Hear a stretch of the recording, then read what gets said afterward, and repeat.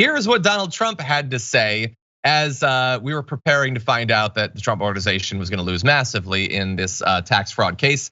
Right before it was announced, he put out an early tweet, because again, remember, he wakes up first thing in the morning like Elon Musk to begin bleeding out stuff. He says, murder and violent crime is at an all-time high in NYC, and the DA's office has spent almost all of its time and money fighting a political witch hunt for DC against, in quotation marks, Trump. It's you, dude, it's you. You don't have to do any of that weird stuff that you're doing. Over fringe benefits, something that in the history of our country has never been tried in court before.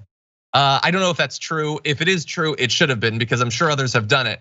But it's also possible that the reason this is historic, dude, is that you have committed historic acts of tax fraud. I don't know, probably not. Anyway, he closed by saying they're too busy on Donald. You're losing your mind. You should get some help. Bring Herschel Walker with you.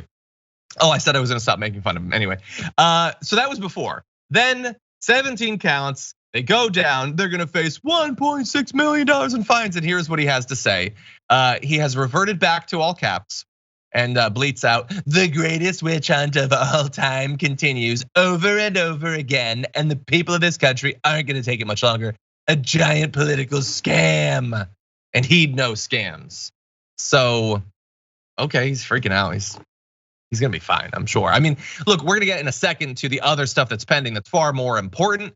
I would love for this sort of thing to be the death knell for Trump's political life, but it probably isn't gonna be the case. So for now, in the absence of true justice, I will take his tears. This is crazy. Listen, so this guy will confront something like this that's happening, and it's obviously a part of his whole organization, and call it something like, what do you say? This is a fringe benefits, bro.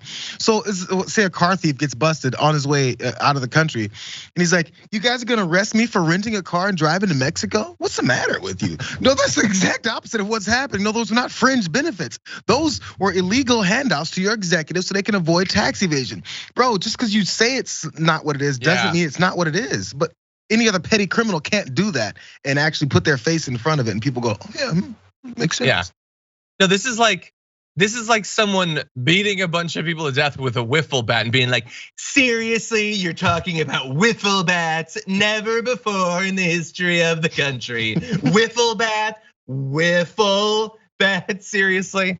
Well, just stop doing this stuff, okay? Stop breaking the law and we'll stop talking about it. Stop stealing stuff. Stop constantly stealing stuff. How about that? Anyway, this isn't so important for him long term, but recently, Justice Department Special Counsel Jack Smith subpoenaed local election officials in Arizona, Michigan, and Wisconsin for their communications with Trump and his allies as part of their investigation into the attempt to overturn the 2020 election. So that could potentially maybe do something. Chairman Benny Thompson of the House January 6th committee said the committee is closing in on making criminal referrals to the DOJ, but they wouldn't say of who. So I'm gonna say probably not Trump, although that was what the whole point of this thing was. But there will be some criminal referrals of, I don't know, Steve Bannon or something. Maybe Ginny Thomas, I don't know.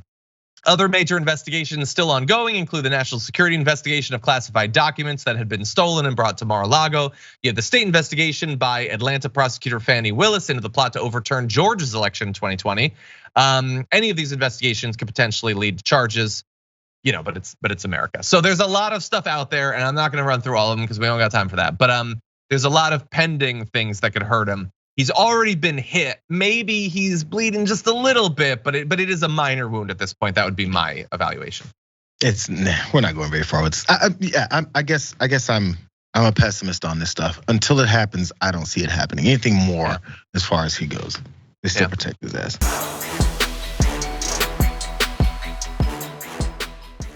Check out the Damage Report podcast each day, wherever you get your podcasts, whether Pocket Casts or Stitcher or iTunes. You can join me as I give you the news and stories you want, with a range of co-hosts and interview guests jumping in on the fun each day. Again, that's the Damage Report, wherever you get your podcasts. And if you get them at iTunes, don't forget to rate and review. Sometimes I'll read them live on the show.